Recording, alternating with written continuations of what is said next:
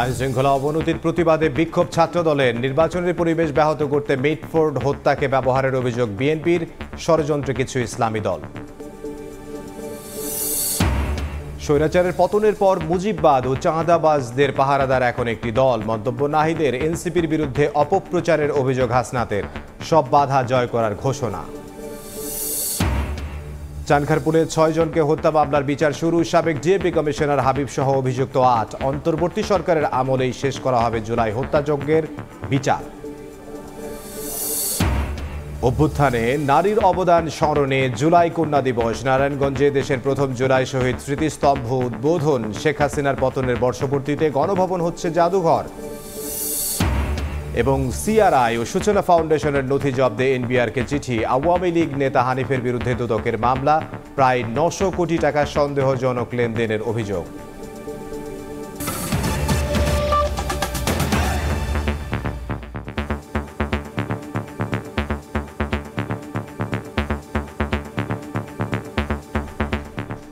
সময় সংবাদের সঙ্গে আছে আমি ইমদাদুল হক।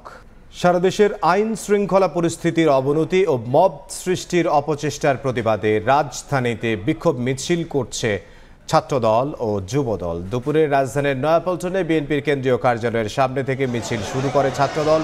মিছিলটি জাতীয় প্রেসক্লাব এলাকা প্রদক্ষিণ করে শাহবাগে এসে শেষ হয়। সেখানে বিক্ষোভ সমাবেশ করেন নেতারা। এদিকে দলের কেন্দ্রীয় কার্যালয়ের সামনে মিছিল করেছে যুবদল। এ সময় নেতারা অভিযোগ করে বলেন, নির্বাচন বিলম্বিত করতে ছাত্র শিবিরের মতো গুপ্ত সংগঠনগুলো বিশৃঙ্খলা ও নৃশংসতা চালাচ্ছে।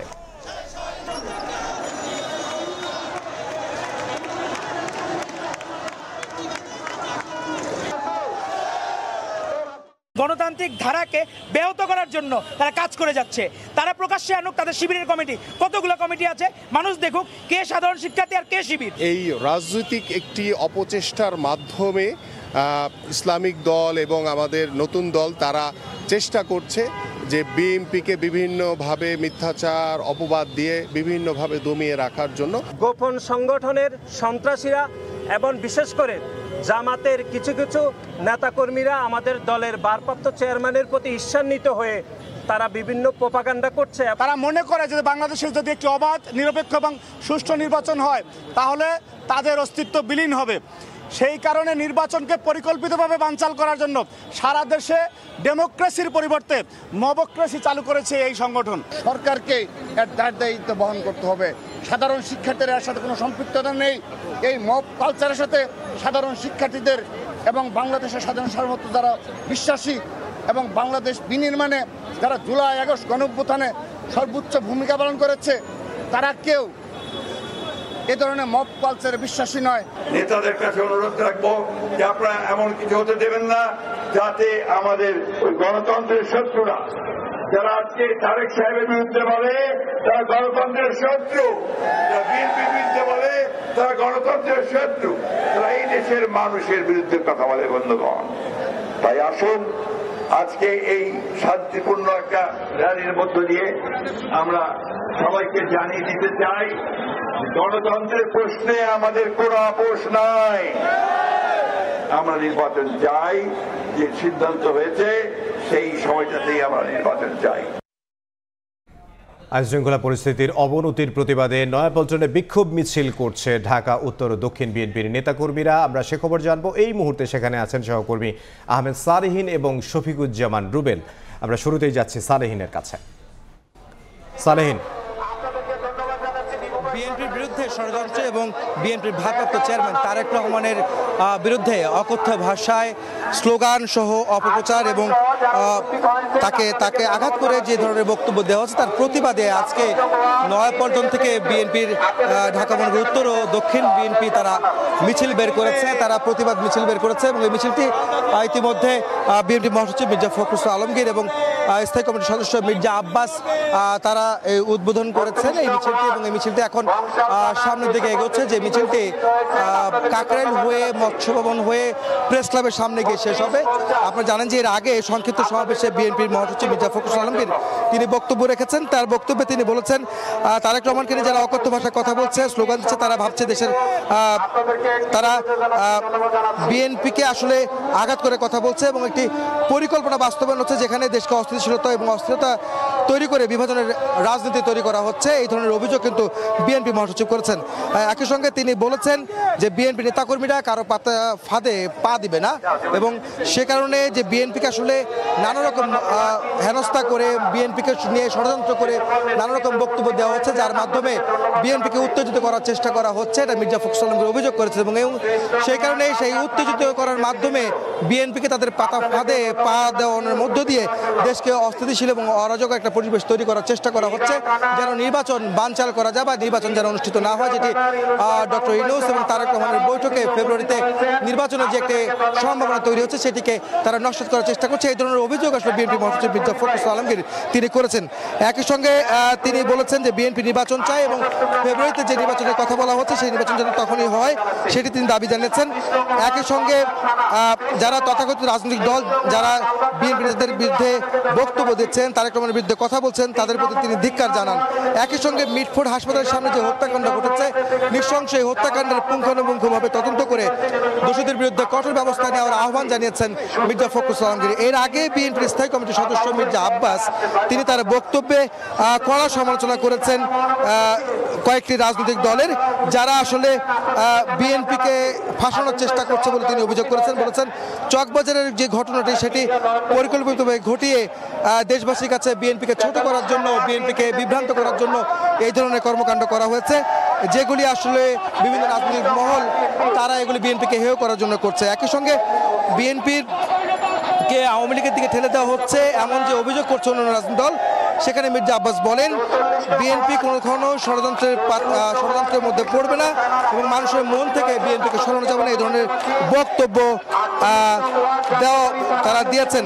একই সঙ্গে জামাত এবং চরমনেরও বেশ যে ইসলামী আন্দোলন বাংলাদেশের সমালোচনা কিন্তু মির্জা আব্বাস করেছেন এবং মির্জা আব্বাস কেন বলেছেন যে তারেক রহমান কেন দেশে আসছে না, সেটি আসলে এইসব রাজনৈতিক দলের বক্তব্যে বোঝা যাচ্ছে যে তারেক রহমানের জীবনের জন্য একটা হুমকি হয়ে দাঁড়িয়েছে তাদের বক্তব্য, যে কারণে তারেক রহমানকে তারা সহ্য করছেন এবং তারেক রহমান হুমকির মধ্যে, তার জীবন হুমকির মধ্যে আছে বলে তিনি দাবি করেছেন। তো এখন এই মুহূর্তে নয়াপল্টনের সামনে থেকে যে মিছিলটি চলছে সেটি নাইটাঙ্গেল মোড় হয়ে কাকরাইল মোড় পার হয়ে মৎস্যবনের দিকে যাচ্ছে, যেটি প্রেস ক্লাবের সামনে গিয়ে শেষ হবে। এই মুহূর্তে আমাদের সঙ্গে মিছিলের সামনের ভাগে আছেন, অগ্রভাগে রয়েছেন আমাদের সহকর্মী শফিকুজ্জামান রুবেল। আমরা যাবো তার কাছে তার সবশেষ খবর জানতে। ছাত্রদলের মিছিলটি এই মুহূর্তে কিন্তু তারা তাদের মিছিল শেষ করে অবস্থান নিয়েছে শাহবাগ। আপনারা জানেন যে ছাত্রদলের এই মিছিলটি কিন্তু শুরু হয়েছিল তাদের যে কেন্দ্রীয় কার্যালয় পল্টনে, সেই পল্টনের কার্যালয়ের সামনে থেকে কিন্তু মিছিলটি একদম নাইটাঙ্গেল মোড় হয়ে, আমরা জানি শহীদ মিনারের সামনে দিয়ে ঢাকা ইউনিভার্সিটির ভিতর দিয়ে টিএসসি মোড় হয়ে কিন্তু এই শাহবাগে মিছিলটি এসে এখন অবস্থান নিচ্ছে। আপনারা দেখতে পাচ্ছেন যে ছাত্রদলের হাজার হাজার লক্ষ লক্ষ যারা নেতাকর্মীরা রয়েছেন তারা কিন্তু এই শাহবাগের পুরো জায়গাটি ঘিরে রয়েছেন এবং কানায় কানায় পরিপূর্ণ বলা চলে। এবং শাহবাগের মোড় থেকে পুরো টিএসসির যেই সড়কটি রয়েছে জাদুঘরের সামনের, সেই সড়কটি ঘিরেও কিন্তু ছাত্রদলের নেতাকর্মীদের অবস্থান। এবং আপনারা জানেন যে আজকে তাদের এই যে কর্মসূচি, মিছিলের কর্মসূচি ছিল, সেটি ছিল প্রতিটি ক্যাম্পাসে যেই বিশৃঙ্খলা সৃষ্টি হচ্ছে, একটি গুপ্ত সংগঠন তারা যেই বিশৃঙ্খলা সৃষ্টি করছে, যেই হত্যার ঘটনা ঘটাচ্ছে, এছাড়া সে পুরো দেশে যে আইন শৃঙ্খলা পরিস্থিতির অবনতি, তার প্রতিবাদেই মূলত এই ছাত্রদলের এই মিছিল। এখানে সকলেই একত্রিত হয়েছেন এবং সকলেই সমস্যারে কিন্তু সেই প্রতিবাদই করছেন। তারা বলছেন তাদের স্লোগানে, নানা স্লোগানে উঠে আসছে দেশ বিরোধী যারা ষড়যন্ত্র করছে, দেশের বিভিন্ন অপকর্মের সাথে যারা জড়িত তাদেরকে তারা প্রতিহত করবেন, তাদেরকে দেশ থেকে বিতাড়িত করে সুন্দর সোনার বাংলাদেশ গড়বেন। প্রতিটি ক্যাম্পাসে ঝামেলামুক্ত ক্যাম্পাস, মব জাস্টিস মুক্ত ক্যাম্পাস তারা গড়ে তুলবেন, লেখাপড়া যাতে প্রতিটি ক্যাম্পাসে বিদ্যমান হয় সেরকম ক্যাম্পাস তারা গড়ে তুলবেন। তাদের প্রত্যাশা বর্তমান সরকার যেই ক্ষমতায় থাকার পরেও যেরকম বিশৃঙ্খলা সৃষ্টি হচ্ছে, সেখানে তারা সরকার যাতে কঠোর হাতে সেটা হস্তক্ষেপ করে পদক্ষেপ নিয়ে দেশে সুশৃঙ্খল পরিবেশ বিরাজমান করেন, সেই প্রত্যাশা তাদের, সেই দাবিও তারা তুলছেন। সেই সাথে সাথে তারা বলছেন তাদের জায়গা থেকে ছাত্রদলের প্রতিটি নেতাকর্মী দেশের সুশৃঙ্খল পরিবেশ সৃষ্টি করার জন্য বা বিরাজমান রাখার জন্য তাদের জায়গা থেকে কিন্তু কঠোর অবস্থানে থাকবেন। আজকে তারা মূলত জানান দিতে চাচ্ছেন যে দেশের ভেতরে কোনো গোষ্ঠী যদি কোনো ধরনের অপকর্ম করে দেশকে অপশক্তির হাতে তুলে দিতে চায় বা দেশকে কোনোভাবে পিছিয়ে নিতে চায়, তাহলে এই ছাত্র যারা রয়েছেন সবাইকে নিয়ে, সাধারণ ছাত্র এবং যারা নেতাকর্মী সকলকে একসাথে নিয়ে তারা দেশ গড়ার জন্য আবার রাজপথে নামবেন। সকল ধরনের অপশক্তি, সকল ধরনের মব জাস্টিস, সকল ধরনের বিশৃঙ্খলা এবং সকল ধরনের বিচার বহির্ভূত হত্যাকাণ্ডের তারা প্রতিবাদ জানাচ্ছেন। তারা বলছেন যে গেল 17 বছর নানান নিপীড়ন নির্যাতনের শিকার হয়ে তারা তাদের রাজনীতি চালিয়ে গেছেন, সেই সাথে তাদের জীবনের উপরে যেই ঝুঁকি ছিল তাকে উপেক্ষা করে তারা অপশক্তির বিরুদ্ধে যেভাবে লড়েছেন, আগামীতেও তারা রাজপথে থাকবেন এবং লড়বেন।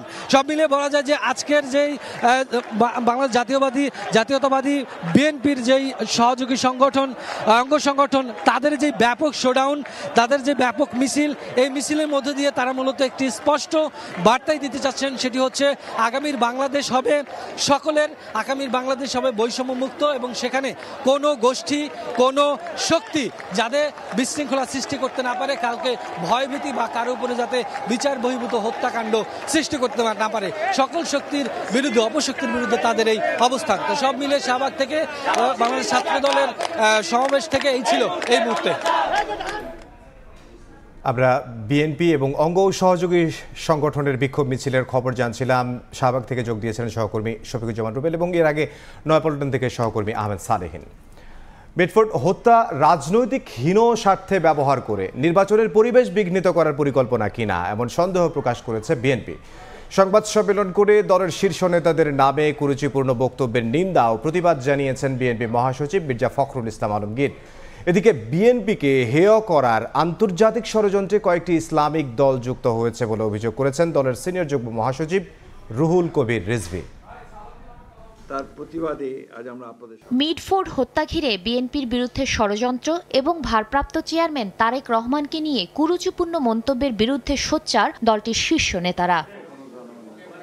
সোমবার সকালে গুলশানে দলের চেয়ারপারসনের কার্যালয়ে সংবাদ সম্মেলন করেন মহাসচিব মির্জা ফখরুল ইসলাম আলমগীর। উপস্থিত ছিলেন স্থায়ী কমিটির সদস্যরা। হত্যাকাণ্ডকে রাজনৈতিক স্বার্থ সিদ্ধির জন্য ব্যবহার করে নির্বাচনের পরিবেশকে বিঘ্নিত করার পরিকল্পনা কিনা এমন সন্দেহ প্রকাশ করেন মির্জা ফখরুল। এই হত্যাকাণ্ডের ঘটনা কোনো রাজনৈতিক স্বার্থ সিদ্ধির জন্য ব্যবহার হচ্ছে কিনা এবং এর মাধ্যমে আসন্ন জাতীয় নির্বাচনের পরিবেশকে বিঘ্নিত করার জন্য বিশেষ কোনো মহলের প্ররোচনায় এই ধরনের ঘটনাকে অজুহাত হিসেবে ব্যবহার করা হচ্ছে কিনা এ নিয়ে সন্দেহ করবার যথেষ্ট অবকাশ রয়েছে। নৃশংস হত্যাকাণ্ডের অন্তর্নিহিত কারণ অনুসন্ধানের জন্য আমরা উপযুক্ত ব্যক্তিবর্গের সমন্বয়ে একটি তদন্ত তত্ত্বানুসন্ধানী কমিটি গঠনের সিদ্ধান্ত নিয়েছি।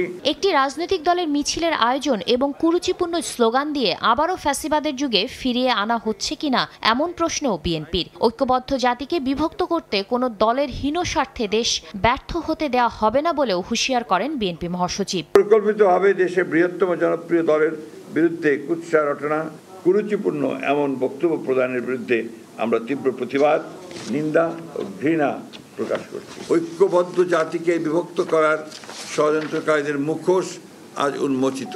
গুটি কয়েক রাজনৈতিক ষড়যন্ত্রকারীর প্রচেষ্টায় বাংলাদেশ ব্যর্থ হতে পারে না। ফ্যাসিবাদের অনুপ্রবেশের যে কোনো ঘৃণ্য ষড়যন্ত্র আমরা এই বাংলাদেশে বাস্তবায়িত হতে দেব না। একই দিন প্রেস ক্লাবের সামনে চিকিৎসকদের সংগঠন ড্যাবের প্রতিবাদ সমাবেশে অংশ নেন বিএনপির জ্যেষ্ঠ যুগ্ম মহাসচিব রুহুল কবির রিজভী। বলেন, দলটির প্রতি জনগণের সমর্থন ক্ষুণ্ণ করতে আন্তর্জাতিক ষড়যন্ত্রে যুক্ত রয়েছে কয়েকটি ইসলামিক দল। দুই একটি ইসলামী দল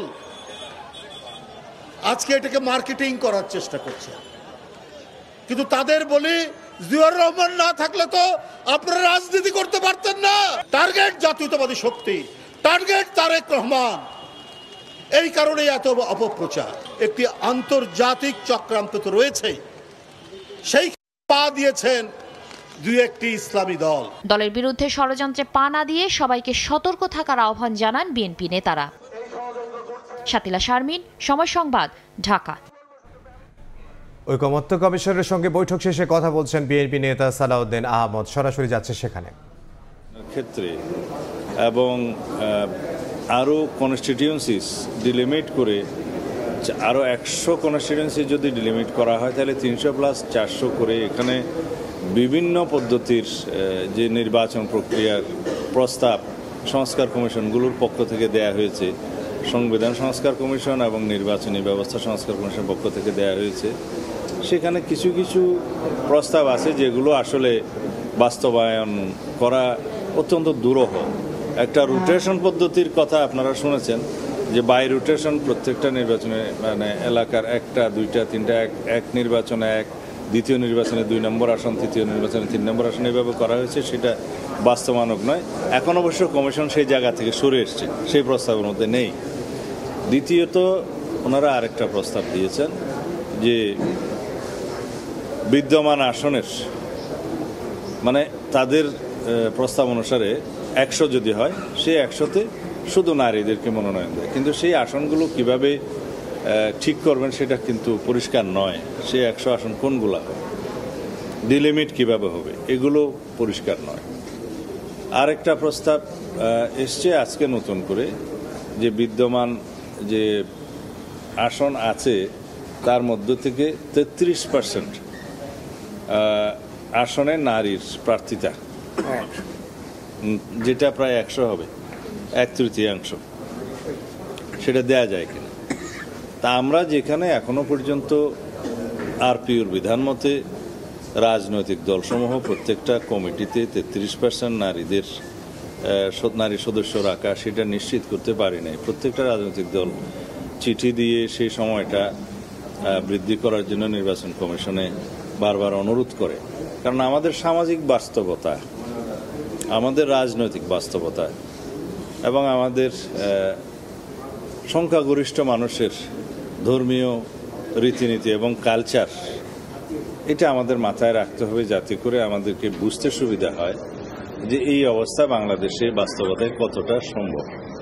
আমরা আমাদের দেশে অধিকাংশ মানুষ, নারীদের মধ্যে যারা পর্দানশীল, তারা সরাসরি রাজনীতিতে আসতে চান না, বা ধর্মীয় কালচারের কারণে সরাসরি নারীদের অংশগ্রহণ অনেকটা দুষ্কর। সেই জায়গায় আমরা ক্রমান্বয়ে আগাতে চাই যে রাজনীতিতে নারীদের অংশগ্রহণ বা সরাসরি আমাদের কমিটিগুলো তৃণমূল থেকে কেন্দ্র পর্যন্ত একটা সময়ে এসে আমরা হয়তো দেখব যে সেটা 33% হয়েছে বা তারও বেশি হবে, কিন্তু ওভারনাইট সেখানে জাম্প করা এখন সম্ভব হচ্ছে না। সেই বিবেচনায় আমরা মনে করি বর্তমানে বিদ্যমান যে পদ্ধতি আছে সেটা সংরক্ষিত আসন আমরা 50 থেকে 100 করেছি এবং বিদ্যমান পদ্ধতিতেই তারা নির্বাচিত হোক। ফরেন সার্ভিস একাডেমিতে ছিলাম সরাসরি, সেখানে কথা বলছিলেন বিএনপির স্থায়ী কমিটির সদস্য সালাউদ্দিন আহমদ। স্বৈরাচার পতনের পর মুজিববাদ ও চাঁদাবাজদের পাহারা দিচ্ছে একটি দল। পটুয়াখালীতে পদযাত্রায় কথা বলেছেন এনসিপি আহ্বায়ক নাহিদ ইসলাম।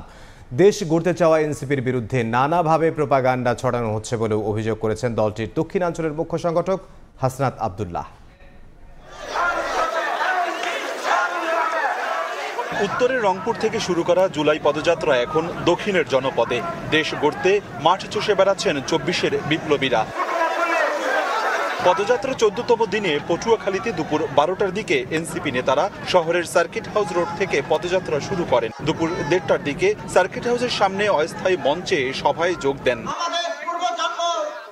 পথসভায় বক্তব্য রাখেন স্থানীয় ও কেন্দ্রীয় নেতারা। দেশ গড়তে চাওয়া এনসিপির বিরুদ্ধে নানাভাবে প্রোপাগান্ডা ছড়ানো হচ্ছে বলে অভিযোগ করেন দলটির দক্ষিণাঞ্চলের মুখ্য সংগঠক হাসনাত আব্দুল্লাহ। বলেন, দেশ গড়ার লড়াইয়ে সব বাধা জয় করতে হবে। এনসিপি থেকে মানুষের প্রত্যাশা দিন দিন এই প্রত্যাশার পারদ বাড়ছে। এই প্রত্যাশার পারদের সাথে সাথে আমাদের দায়িত্ব বাড়ছে। এখানে যতজন মানুষ এসছেন, আপনাদের বাংলাদেশের প্রতি দায়িত্বশীল হতে হবে। আমাদের পরবর্তী যুদ্ধটা আরো বেশি কঠিন। আমরা বলতে চাই, বাধা দিলে বাঁধবে লড়াই, এবং এই লড়াই আমাদের জিততে হবে। স্বৈরাচার পতন হলেও সিস্টেমের বদল হয়নি মন্তব্য করে এনসিপির আহ্বায়ক নাহিদ ইসলাম বলেন, মুজিববাদ সংবিধান দেশকে এগুতে দেয়নি। সেই মুজিববাদ আর চাঁদাবাজকে একটি দল পাহারা দিচ্ছে বলেও অভিযোগ করেন তিনি। বাংলাদেশে মুজিববাদ একটি বিভাজন তৈরি করেছে। মুজিববাদী সংবিধান বাংলাদেশ রাষ্ট্রকে এগোতে দেয়নি, কিন্তু সেই মুজিববাদী সংবিধান, সেই 72-এর সংবিধানকে টিকিয়ে রাখতে চাচ্ছে এখন বিএনপি। এখন চাঁদাবাজদের দল তৈরি হয়েছে, সন্ত্রাসদের দল তৈরি হয়েছে। মুজিববাদের নতুন পাহারাদার হিসেবে আবির্ভূত হয়েছে। ফলে চাঁদাবাজ এবং মুজিববাদের নতুন পাহারাদার এসেছে, সেই পাহারাদারকেও আপনাদেরকে প্রতিহত করতে হবে, তাদের বিরুদ্ধে সংগ্রাম করতে হবে। চাঁদাবাজদের বিরুদ্ধে সংগ্রাম করতে হবে, ভয়ের সংস্কৃতিকে তোয়াক্কা করা যাবে না বলেও মন্তব্য করেন এনসিপির নেতারা। অপূর্ব অপু, সময় সংবাদ, পটুয়াখালী। দেশ গড়তে এনসিপির জুলাই পদযাত্রা এখন বরগুনায়। এই মুহূর্তে সেখানে আছেন সহকর্মী অপূর্ব অপু, সরাসরি যাব তার কাছে। অপু, জুলাই পদযাত্রার 14তম দিনে আজকে এনসিপির কেন্দ্রীয় নেতারা এসেছেন। এই মুহূর্তে বরগুনাতে রয়েছেন। বিকেল 5টার দিকে এসে এই বরগুনা শহরে তারা পৌঁছান। এর আগে পটুয়াখালীতে তারা পথসভা করেছেন, সেখানকার বিভিন্ন শ্রেণী পেশার মানুষের সাথে কথা বলেছেন কেন্দ্রীয় নেতারা, অর্থাৎ এনসিপির আহ্বায়ক নাহিদ ইসলাম, দক্ষিণাঞ্চলের মুখ্য সমন্বয়ক হাসনাত আবদুল্লাহ, সার্জিস আলম সহ কেন্দ্রীয় নেতারা সকাল বেলা 12টার দিকে পটুয়াখালী শহরের সার্কিট হাউসের সামনে থেকে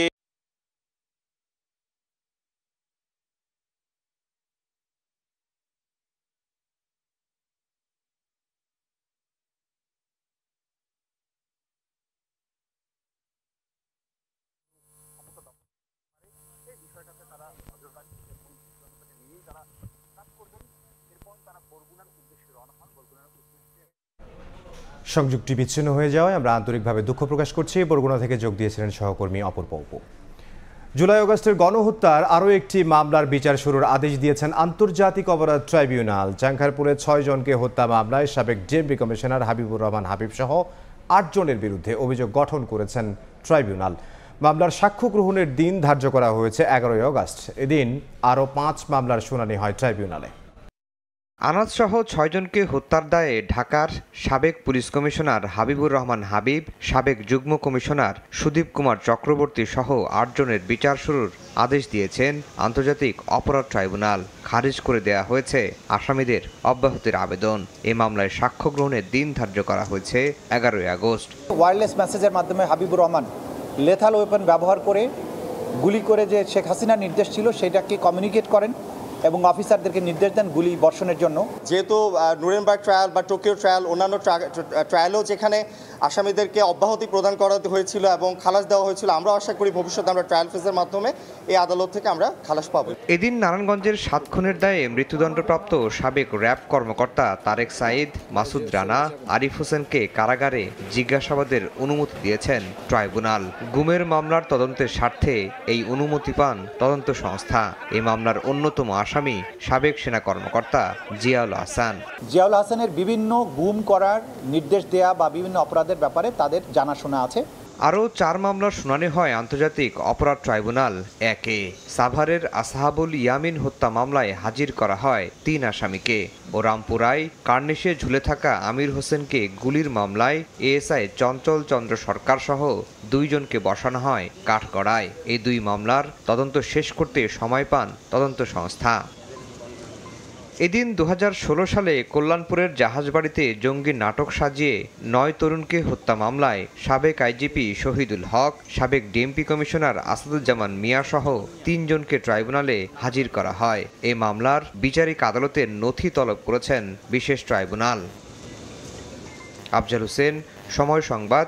বর্ণিল আয়োজনে পালিত হচ্ছে জুলাই কন্যা দিবস। রাজধানীর মানিক মিয়া অ্যাভিনিউয়ে রিকশা শোভাযাত্রা করেছেন জুলাই কন্যারা। সংসদ ভবনের দক্ষিণ প্লাজা থেকে শুরু হওয়া র্যালিটি খামারবাড়ি ও আগারগাঁও শিশু মেলা হয়ে মানিক মিয়া অ্যাভিনিউতে এসে শেষ হয়।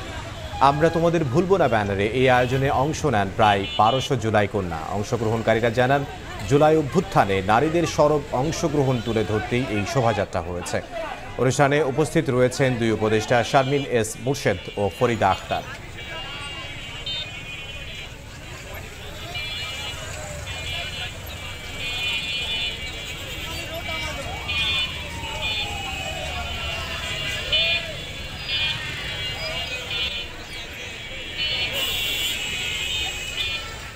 গণভবনকে জুলাই স্মৃতি জাদুঘরে রূপান্তরের কাজ দ্রুত গতিতে এগিয়ে চলছে। 5 আগস্ট উদ্বোধন করা হবে বলে জানিয়েছেন সংস্কৃতি উপদেষ্টা মোস্তফা সরোয়ার ফারুকী। তিনি বলেন, গণভবন ছিল ক্রাইম জোন, এখান থেকেই গুম খুনের পরিকল্পনা করা হয়। উপদেষ্টা আরও বলেন, গণভবনকে এমনভাবে জাদুঘরে রূপান্তর করা হবে যাতে শেখ হাসিনার ফ্যাসিবাদের বাস্তব চিত্র ফুটে ওঠে। শেখ হাসিনার ১৬ বছরের শাসনামলে গণভবন হয়ে ওঠে ক্ষমতার কেন্দ্রবিন্দু। ফ্যাসিবাদ শোষণ করেছে সাধারণ মানুষকে। শেখ হাসিনার বাসভবন এখন জুলাই স্মৃতি জাদুঘরে রূপান্তরের কাজ এগিয়ে চলেছে। গণভবনের প্রতিটি ঘর যেন দুঃশাসনের জ্বলন্ত সাক্ষী। ছাত্র জনতার রোষানলে ক্ষতিগ্রস্ত গণভবন চলছে মেরামতের কাজ। প্রতিটি স্তরে সাজানো হবে ১৬ বছরের ভয়াবহ ফ্যাসিবাদের চিত্র। সংস্কৃতি উপদেষ্টা মোস্তফা সরোয়ার ফারুকী জানান, গণভবন শুধু দুঃশাসনের প্রতীক নয়, এটা এক ক্রাইম জোন। এখানে বসে হত্যা, গুম, খুনের পরিকল্পনা করেন ফ্যাসিবাদী শেখ হাসিনা। এই বাড়িতে বসে খুনের পরিকল্পনা হয়েছে। এই বাড়ির যে অফিস রুমটা আছে, ওই অফিস রুমে গেলে মানে আপনাদের গা ছমছম করবে। তার মানে এই জায়গাগুলো তো is a horror scene, not only crime scene, is a horror scene as well. ফলে ওই এক্সপিরিয়েন্সটা আপনারা যখন জুলাই মিউজিয়ামে আসবেন, ওই এক্সপিরিয়েন্সের ভিতর দিয়ে যাবেন, ওই বেদনার ভিতর দিয়ে যাবেন। এবং আমাদের উদ্দেশ্য খুব সিম্পল, শেখ হাসিনা এবং তার গ্যাংয়ের অপরাধের বিচার তো আদালত করবেই, আর এই জাদুঘরটা হচ্ছে এদের অপরাধের আজীবনের বিচার। ভিজিটররা একবার করে এখানে আসবেন এবং উনি ওনার মতো করে বিচার করবেন। গণভবনকে মূল আদলে ঠিক রেখেই ফুটিয়ে তোলা হবে হাসিনার ফ্যাসিবাদী আমল, যেখানে ব্যবহার করা হবে অত্যাধুনিক সব প্রযুক্তি, যাতে সহজেই মানুষ স্বৈরাচারের ভয়াবহতা অনুধাবন করতে পারে, যা আনুষ্ঠানিকভাবে উদ্বোধন করা হবে আগামী ৫ আগস্ট। ৫ আগস্ট এটা আনুষ্ঠানিক উদ্বোধন হবে, কিন্তু দর্শনার্থীদের জন্য ওপেন করা হবে পরে। শুধু বাংলাদেশ নয়, পুরো বিশ্বের জন্যই উন্মুক্ত থাকবে জুলাই স্মৃতি জাদুঘর। গণভবন, যে ভবন ছিল বাংলাদেশের ক্ষমতার কেন্দ্রবিন্দু, মহাপ্রভাবশালী এই ভবন থেকেই ১৬ বছর ফ্যাসিবাদ চাপিয়ে শোষণ করা হয়েছে বাংলাদেশের মানুষকে। সংশ্লিষ্টরা বলছেন, সেই ভবন এখন রূপান্তর করা হবে জাদুঘরে, যাতে ভবিষ্যৎ শাসকরা শিক্ষা নিতে পারেন মানুষের বিপক্ষে দুঃশাসন চাপিয়ে দিলে তার পরিণতি কি হতে পারে। নাজমুস সালেহী, সময় সংবাদ, ঢাকা। অন্তর্বর্তী সরকারের আমলেই জুলাই হত্যাযজ্ঞের বিচার কার্যক্রম শেষ করা হবে বলে জানিয়েছেন আইন উপদেষ্টা। নারায়ণগঞ্জে দেশের প্রথম জুলাই শহীদ স্মৃতিস্তম্ভের উদ্বোধনের পরে কথা বলেন তিনি। শহীদের আত্মত্যাগ তুলে ধরতে শহীদদের কবরগুলো সংরক্ষণ করা হবে। কোটা আন্দোলন ঘিরে তখন উত্তাল ঢাকা শহর। সারা দেশের মতো নারায়ণগঞ্জের ছাত্ররাও সোচ্চার হয়ে ওঠে কোটা বৈষম্যের বিরুদ্ধে। পরে আন্দোলন রূপ নেয় গণ অভ্যুত্থানে, প্রাণ যায় ৫৬ জনের। গণ অভ্যুত্থানের পর শহীদদের স্মরণে দেশে প্রথম জুলাই শহীদ স্মৃতিস্তম্ভের উদ্বোধন হলো নারায়ণগঞ্জে। শহীদ পরিবারের সদস্যদের নিয়ে ফুল দিয়ে স্মৃতিস্তম্ভের উদ্বোধন করেন অন্তর্বর্তী সরকারের ৪ উপদেষ্টা। উদ্বোধন শেষে শহীদদের স্মরণ করে উপদেষ্টারা বলেন, তরুণ প্রজন্মের কাছে শহীদদের আত্মত্যাগ তুলে ধরতে ও তাদের স্মরণ করতে সারা দেশে জুলাই স্মৃতিস্তম্ভ তৈরি করা হচ্ছে। গণভবনকে ফ্যাসিবাদ বিরোধী জাদুঘর তৈরির কাজ ও শহীদদের কবরগুলো সংরক্ষণ করা হবে। তারা উদ্দেশ্যবিহীনভাবে প্রাণ দেয়নি, একটি উদ্দেশ্যকে সামনে রেখে তারা প্রাণ দিয়েছেন। সেই উদ্দেশ্যটা হচ্ছে বৈষম্যবিহীন একটা বাংলাদেশ গড়ার। গণভবনকে ফ্যাসিবাদ বিরোধী জাদুঘর হিসেবে গড়ে তোলার জন্য কাজ চলছে। আমরা আশা করব ৫ই আগস্ট এটা যতটুকু আমরা সম্পন্ন করতে পারি, তারপরে একটা উদ্বোধনীতে যাব। আইন উপদেষ্টা বলেন, জুলাই গণহত্যার বিচার কাজ দ্রুত গতিতে এগিয়ে যাচ্ছে। অন্তর্বর্তী সরকারের আমলেই জুলাই হত্যাযজ্ঞের বিচার কার্যক্রম শেষ করার ঘোষণা দেন তিনি। বিচার পূর্ণ গতিতে এগিয়ে চলেছে, কোন রকম ওখানে কোনো গাফলতি থাকবে না। ইনশাআল্লাহ বিচার যেই গতিতে এগিয়ে চলেছে, আন্তর্জাতিক অপরাধ ট্রাইব্যুনালে ইনশাআল্লাহ যেই গতিতে বিচার এগিয়ে চলেছে, আমি দৃঢ়ভাবে বিশ্বাস করি আমাদের সরকারের শাসন আমলেই এই হত্যাকাণ্ডের বিচার হবে। পরে অনুষ্ঠান শেষে শহীদদের আত্মার মাগফিরাত কামনায় দোয়া করা হয়। রায়দুল ইসলাম শুভ, সময় সংবাদ, নারায়ণগঞ্জ। সোহাগ হত্যায় জড়িতদের দৃষ্টান্তমূলক শাস্তির দাবি জানিয়েছে পুরান ঢাকার মৌলভীবাজার ব্যবসায়ী সমিতি। দুপুরে সমিতির প্রধান কার্যালয়ে সংবাদ সম্মেলনে ব্যবসায়ী নেতারা বলেন, বিটফোর্ডের নৃশংস হত্যার ঘটনায় ব্যবসায়ী মহল আতঙ্কে আছে। আর পুরান ঢাকার ব্যবসায়িক এলাকায় সন্ত্রাস, কিশোর গ্যাং, মাদক মুক্ত করতে প্রশাসনের পক্ষ থেকে নজরদারি না বাড়ালে কঠোর আন্দোলনের হুঁশিয়ারি দেন তারা। এ সময় চাঁদাবাজ প্রতিরোধে চকবাজার এলাকায় সেনা ক্যাম্প স্থাপনের দাবি জানানো হয়।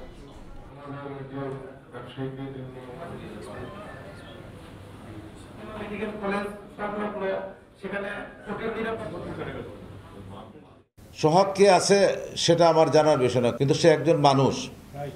তাকে এইভাবে আপনার প্রকাশ্য দিবালোকে পাথর মেরে ফেলা, এটা তো জঙ্গল এমনও সম্ভব না। কোনো নিরাপত্তা পাচ্ছে না, তো অন্তত আমাদেরকে দোকানের মধ্যে, প্রত্যেকটা দোকানের মধ্যে ডিফেন্স স্বরূপ আমাদের কিছু লাঠি সোটা এইগুলা রাখার অনুমতি দিতে হবে। কর্মচারী আছে, নিরাপত্তা আমরা বলবো যে আমাদেরকে সরকারকে দিতে হবে, প্রশাসনকে দিতে হবে। চাঁদাবাজদের যে পরিচয়ই হোক না কেন, যতই উচ্চ পর্যায়ের হোক না কেন, ছাড় দেয়া হবে না বলে হুঁশিয়ারি দিয়েছেন স্বরাষ্ট্র উপদেষ্টা। দুপুরে কক্সবাজারে আলোচনা সভা শেষে হুঁশিয়ারি দেন তিনি। এছাড়া মব ভায়োলেন্স বন্ধের পাশাপাশি কেউ আইন নিজের হাতে তুলে নিতে পারবে না বলেও সতর্ক করেন উপদেষ্টা। চাঁদাবাজি বন্ধে সরকার কঠোর অবস্থান নিয়েছে। যে চাঁদাবাজি যে পরিচয় তার হোক না কেন, সে যত উচ্চ লেভেলের হোক না কেন, কাউকে ছাড় দেওয়া হবে না। জনগণ সরব হলে কিন্তু আর মব ভায়োলেন্স হবে না। জনগণ সরব হলে তো জনগণই মব ভায়োলেন্স বন্ধ করে দিবে। মব ভায়োলেন্স কোনো অবস্থায় গ্রহণযোগ্য নয়। যদি কেউ কোনো কিছু করতে যায়, তারা আইনের জন্য তারা আইন প্রয়োগকারী সংস্থার কাছে হ্যান্ড ওভার করবে। নিজের হাতে কারো আইন তুলে নেওয়ার অধিকার কারো নাই। আওয়ামী লীগ নেতা মাহবুবুল আলম হানিফ ও তার স্ত্রীর নামে মামলা করেছে দুদক। তাদের বিরুদ্ধে প্রায় 900 কোটি টাকার সন্দেহজনক লেনদেনের অভিযোগ আনা হয়েছে। এছাড়া অনুদানের নামে চাঁদাবাজির অভিযোগে সিআরআই ও সূচনা ফাউন্ডেশনের নথিপত্র জব্দ করতে এনবিআরকে চিঠি দিয়েছে সংস্থাটি। রাষ্ট্রীয় অর্থে আওয়ামী লীগের রাজনৈতিক এজেন্ডা বাস্তবায়নের অভিযোগে সিআরআই এর বিরুদ্ধে অনুসন্ধানের নামে দুদক। প্রতিষ্ঠানটির বিরুদ্ধে অন্তত 24 ব্যবসায়ীর কাছ থেকে 27 কোটি টাকা আদায়ের প্রমাণ পাওয়ার দাবি সংস্থাটির। একইভাবে সূচনা ফাউন্ডেশনের বিরুদ্ধে চাঁদাবাজি করে 450 কোটি টাকা আত্মসাৎ এবং 930 কোটি টাকার বেশি সন্দেহজনক লেনদেনের প্রমাণ পাওয়ার দাবি দুদকের। এবার এই দুই প্রতিষ্ঠানের করফাকের নথিসহ অন্যান্য কাগজ জব্দ করতে এনবিআরকে চিঠি দিয়েছে দুদক। সূচনা ফাউন্ডেশন ও অন্যান্যদের বিরুদ্ধে নানাবিধ অনিয়ম দুর্নীতির মাধ্যমে বিভিন্ন ব্যাংকের সিএসআর তহবিলের অর্থ আত্মসাতের অভিযোগ সংক্রান্ত বিষয়ে অনুসন্ধান দলের দলনেতা চেয়ারম্যান জাতীয় রাজস্ব বোর্ড বরাবর রেকর্ডপত্র চেয়ে অভিযাচনপত্র প্রেরণ করেছেন। এদিন 32 কোটি টাকার বেশি অবৈধ সম্পদ এবং প্রায় 900 কোটি টাকার সন্দেহজনক লেনদেনের অভিযোগে আওয়ামী লীগের যুগ্ম সাধারণ সম্পাদক মাহবুবুল আলম হানিফ ও তার স্ত্রীর বিরুদ্ধে মামলা করেছে সংস্থাটি। সন্দেহজনক লেনদেনের অপরাধ অনুসন্ধানকালে প্রমাণিত হয়েছে। এ কারণে তার বিরুদ্ধে দুর্নীতি দমন কমিশন আইন 2004 এবং মানি লন্ডারিং প্রতিরোধ আইন 2012 সংশ্লিষ্ট ধারায় একটি মামলা রুজুর সিদ্ধান্ত গৃহীত হয়েছে। এদিকে হাইকোর্টের আদেশে থমকে যাওয়া টিউলিপ সিদ্দিকীর ফ্ল্যাট জালিয়াতির মামলা সচলে প্রয়োজনীয় ব্যবস্থা নেওয়া হচ্ছে বলে জানান দুদক মহাপরিচালক। তাসলিম তৌহিদ, সময় সংবাদ, ঢাকা। ট্রান্সফরমারের ত্রুটির কারণে বিদ্যুতায়িত হয়ে পড়ে পুরো এলাকা। শর্ট সার্কিট থেকে আগুন ধরে যায় ঘরের ইলেকট্রিক বোর্ডে। ফ্রিজের সুইচ ও সার্কিট ব্রেকার অফ করতে গিয়ে বিদ্যুৎ স্পৃষ্ট হয়ে দাদি নাতি সহ 3 জনের মৃত্যু হয়েছে। বিদ্যুৎ অফিসের গাফিলতির কারণেই এমন ঘটনা, অভিযোগ স্থানীয়দের।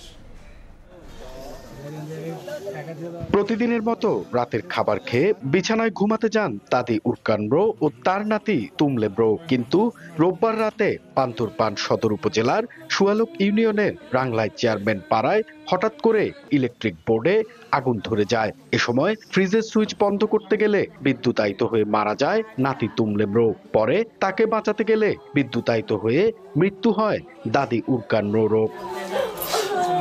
এদিকে বৈদ্যুতিক ত্রুটির কারণে বিদ্যুতায়িত হয়ে পড়ে এলাকার প্রতিটি ঘর। ইলেকট্রিক বোর্ড ও বিভিন্ন যন্ত্রপাতিতে শর্ট সার্কিটের কারণে আগুন ধরে যায়। এ সময় পাড়ার এক বাসিন্দা রলেংমো ঘুম থেকে উঠে মেন সুইচ বন্ধ করতে গেলে বিদ্যুতায়িত হয়ে ঘটনাস্থলেই মারা যান। এই দুর্ঘটনার জন্য বিদ্যুৎ অফিসের গাফিলতিকে দায়ী করছেন স্থানীয়রা। ট্রান্সফরমার মিটারটা পুড়ে পুরা কারেন্টে গ্রামে ছড়িয়ে পড়ে। আগুন আর আগুন ঢাউ ঢাউ করে। তারপরে আমার মেয়ে ওইখানে সুইচ বন্ধ, ফ্রিজের সুইচ বন্ধ করার জন্য ওইখানে শর্ট খাইয়া মারা গেছে। এদিকে নিহতদের উদ্ধার ও প্রাথমিকভাবে বিদ্যুৎ শর্ট সার্কিটের কারণে মৃত্যুর ঘটনা ঘটেছে বলে জানায় ফায়ার সার্ভিস। মানে বিদ্যুৎ সম্বন্ধে অতটা ধারণা নাই, যে প্রত্যেকে সুইচ বন্ধ করতে গেছে, যাই যেখানে গেছে সেখানে আটকে গেছে। এইভাবে 3 জন মারা গেছে, 5-6 জন আহত হয়েছে। দুর্গম পাহাড়ের রাংলাই চেয়ারম্যান পাড়ায় বসবাস করে 27টি মৃত পরিবার। এন এ জাকির, সময় সংবাদ, বান্দরবান। সংবাদে আরও থাকছে।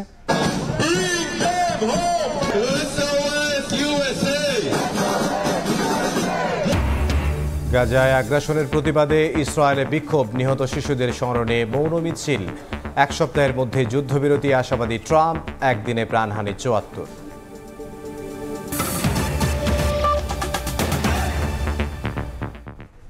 ফেনীতে প্লাবিত এলাকা থেকে পানি নামতেই ফুটে উঠেছে ঘরবাড়ি, সড়ক, ফসলের ক্ষয়ক্ষতি। এরই মধ্যে বাড়ি ফিরতে শুরু করেছেন আশ্রয় কেন্দ্রে থাকা মানুষেরা। ক্ষতিগ্রস্তদের প্রয়োজনীয় সহায়তার আশ্বাস দিয়েছে জেলা প্রশাসন। নাই বঙ্গে কিছু নেই, আমার এই বস্ত্র ছাড়া এখন আমার কাছে কিছুই নেই, একদম সর্বহারা। সুজিত চন্দ্র দেবনাথ তিনি জানাচ্ছিলেন মুহুরী নদীর বাঁধ ভেঙে তিনি এবং তার ভাই ভাতিজাদের ঘর কিভাবে ভেঙে নিয়ে বিলীন হয়ে চলে গিয়েছে। এখন তারা খোলা আকাশের নিচে। ফেনীর পরশুরামের চেথুলিয়া ইউনিয়নের উত্তর শালধরের বানের পানির তোড়ে ঘর হারানো সুজিত চন্দ্র দেবনাথের মতো অনেকেরই চোখের পানি যেন শুকিয়ে গেছে। আর সেই সঙ্গে ভেঙে পড়েছে শতাধিক পরিবারের জীবনের নিশ্চয়তা। বাঁধের পাশেই ছিল তাদের ঘর, স্বপ্ন, স্মৃতি আর সাহস। বানের পানিতে সব ভেসে গেছে। বাংলার পানিতে যা আমরা সবাই ঘরে ছিলাম কিছুই নিতে পারি না, সব নিয়ে গেছে। পরবর্তীতে যে এখানে ঘর বানবো সেই সামর্থ্য তো নাই আমাদের। মুহুরী, কহুয়া আর সিলোনিয়া এই তিন নদী দিয়ে ভারতের উজান থেকে নেমে আসা পাহাড়ি ঢলের পানির দাপটে ৭ জুলাই ভেঙে গেছে ৪১টি জায়গার বন্যা নিয়ন্ত্রণ বাঁধ। প্লাবিত হয়ে পড়ে ফেনীর ৬টির মধ্যে ৪টি উপজেলা। শুধু ঘর নয়, বন্যায় বিপর্যস্ত হয়েছে গ্রামীণ সড়ক, কৃষি, মাছ, পোল্ট্রি ও ডেইরি খাত। বীজদান নষ্ট হয়েছে, আমাদের সবজি নষ্ট হয়েছে। বছরে বছর পানি আসতেছে, বছর বছর ভাঙতেছে। চলাচলের একটু উপযোগী করে ব্যবস্থা করে দেয়, এটা আমাদের সরকারের প্রতি জোর আবেদন। যদিও ক্ষতিগ্রস্তদের প্রয়োজনীয় সহায়তার আশ্বাস দিয়েছে জেলা প্রশাসন। তালিকা তৈরি করা হচ্ছে, তাদেরকে আমরা আমাদের পক্ষ থেকে পুনর্নির্মাণ অথবা যাদের সংস্কার প্রয়োজন সেই সংস্কারের জন্য আমরা কাজ করব। ২০১৭ সাল থেকে এখন পর্যন্ত ৫০ কোটি টাকার বেশি গচ্ছা গেছে শুধু এই বাঁধ মেরামতেই। ২০২৪-এর ভয়াবহ বন্যার বছর না যেতেই আবারও বন্যার কবলে ফেনী। আর তাই প্রতি বছরের এমন বন্যা নিয়ে স্থানীয়দের মনে দেখা দিয়েছে ক্ষোভ। আতিয়াস সজল, সময় সংবাদ, ফেনী। পুঁজিবাজার যে কনসেপ্টে চলছে তা ঠিক নয়। বাজার ঠিক করতে হলে সামগ্রিক পরিবর্তনে নজর দিতে হবে বলে মন্তব্য করেছেন সাবেক বাণিজ্য মন্ত্রী ও বিএনপির স্থায়ী কমিটির সদস্য আমির খসরু মাহমুদ চৌধুরী। সকালে রাজধানীতে ইআরএফ ও ডিবি এর যৌথ আয়োজনে ক্যাপিটাল মার্কেট পুনর্গঠন ও বাস্তবতা শীর্ষক কর্মশালায় এই কথা বলেন তিনি। বলেন, কিছু প্রতিষ্ঠানের শেয়ার অনলাইনে কিছু প্রতিষ্ঠানের শেয়ার আনলেই স্থায়ীভাবে বাজার ঠিক করা সম্ভব নয়। পুঁজিবাজারের উপর আস্থা ফেরাতে হস্তক্ষেপ মুক্ত ও সমন্বিত বাজার দরকার। ক্ষমতায় এলে পুঁজিবাজারের উন্নয়নে বিএনপি বিশেষ নজর দেবে বলেও আশ্বাস দেন তিনি। এ সময় ডিএসসির চেয়ারম্যান বলেন, পুঁজিবাজারে সংস্কার চলছে।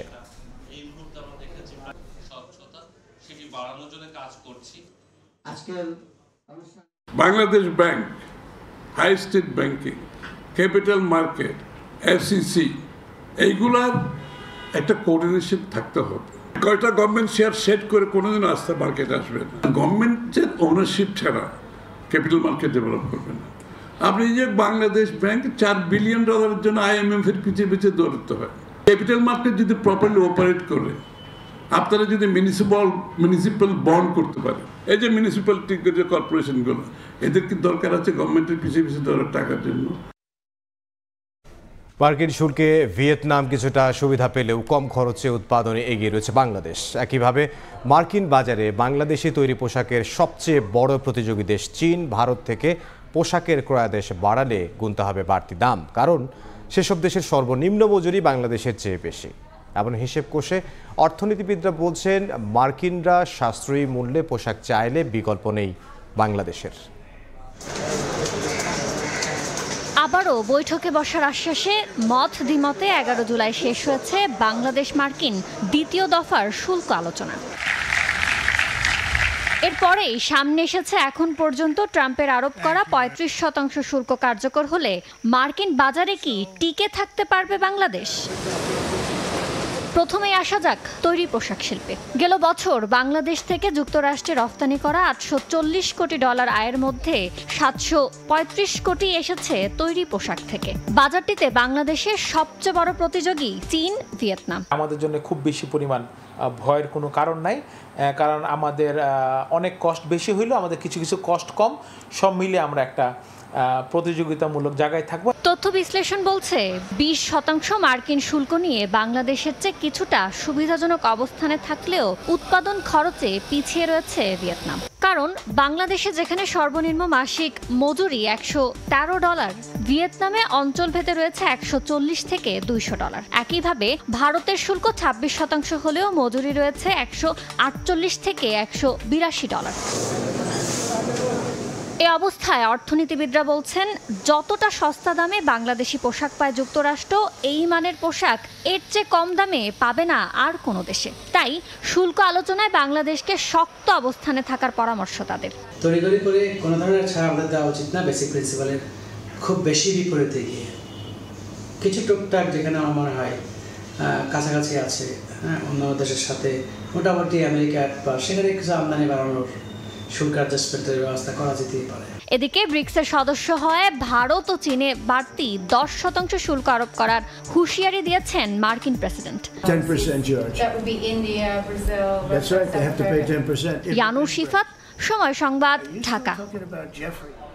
বর্ষসেরা টেকসই ইলেকট্রনিক পণ্য প্রস্তুতকারী প্রতিষ্ঠানের স্বীকৃতি এসডিজি ব্র্যান্ড চ্যাম্পিয়ন অ্যাওয়ার্ড পেয়েছে ওয়ালটন। এছাড়া টেকসই উদ্যোগের মাধ্যমে জলবায়ু ও পরিবেশ সুরক্ষায় অসামান্য অবদান রাখায় অনারেবল মেনশন ব্র্যান্ড হিসেবে ওয়ালটনকে এ পুরস্কার দেওয়া হয়।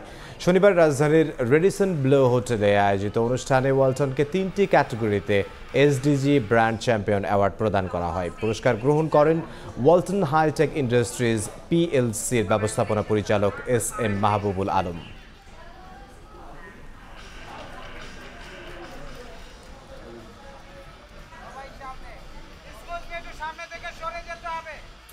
সিরিজের শেষ টি-20 খেলতে ডাম্বুলা থেকে কলম্বো পৌঁছেছে বাংলাদেশ ক্রিকেট দল। আজ বিশ্রামে থাকবে ফিল সিমন্স শিষ্যরা। আগামীকাল ম্যাচ ভেন্যু প্রেমাদাসা স্টেডিয়ামে অনুশীলন করার কথা রয়েছে দলের। লঙ্কানদের বিপক্ষে দাপুটের জয়ে সিরিজে সমতা আনার পর চটমনে দেখা গেছে ক্রিকেটারদের। কলম্বো থেকে বিস্তারিত জানাচ্ছেন সহকর্মী তারেক হাসান শিমুল। ডাম্বুলা থেকে চনমনে হয়ে বাংলাদেশ দল কলম্বো এসে পৌঁছেছে। টি-20 সিরিজের সবশেষ ম্যাচটি অনুষ্ঠিত হবে আর প্রেমাদাসা স্টেডিয়ামে, যেখানে বাংলাদেশ একটি ওয়ানডে জিতেছে এবং এখানে নিষ্পত্তি হবে টি-20 সিরিজ।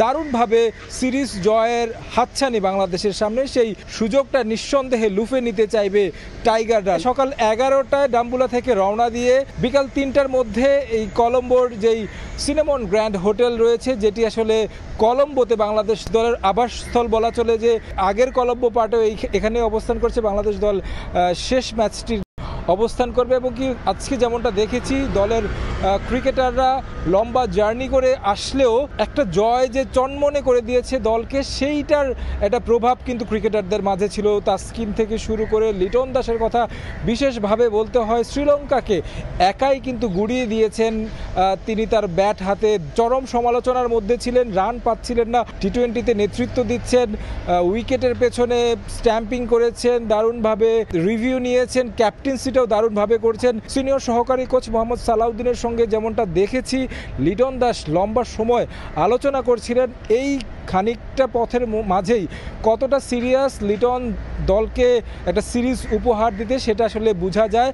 তার হাত ধরে সবশেষ টি-20 সিরিজ বাংলাদেশ জিতেছিল ওয়েস্ট ইন্ডিজে, তারপর তিনি পূর্ণ মেয়াদে ক্যাপ্টেন্সি পেয়েছেন।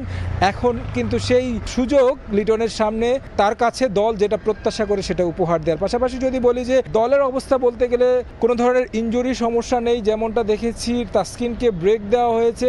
প্রেমাদাসাতে হয়তো বা আমরা তাকে ব্যাক করানো হতে পারে দলে। আগামীকালকে বাংলাদেশ দল দুপুর 2টায় অনুশীলন করবে আর প্রেমাদাসা স্টেডিয়ামে, যেটা আসলে প্রথমবারের মতো একেবারে ডে লাইটে অনুশীলন করবে। এর আগে আমরা যেমনটা দেখেছি রাতে ফ্লাড লাইটের অনুশীলন করেছে বাংলাদেশ। তো এখন আসলে দেখার বিষয় বাংলাদেশ শেষ তাদের প্রস্তুতিটা নিয়ে শ্রীলঙ্কার বিপক্ষে শেষ টি-20টা জয় দিয়ে আসলে শেষ করতে পারে কিনা। শ্রীলঙ্কার মাটিতে এটা কিন্তু দারুণ সুযোগ একটা সিরিজ জয়ের। কলম্বো থেকে তারেক হাসান শিমুল, সময় সংবাদ, শ্রীলঙ্কা। এ পর্যায়ে শীর্ষ সংবাদগুলো জানিয়ে দিচ্ছে আরও একবার।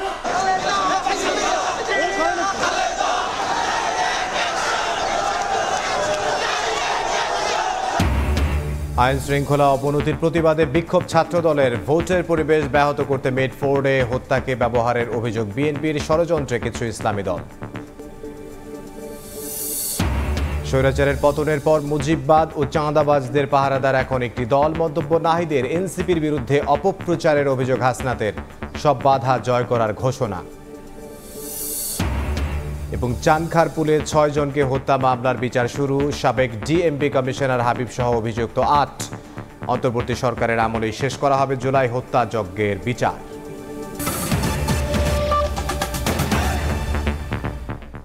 এই ছিল সময় সংবাদের সঙ্গে থাকুন সময়ের।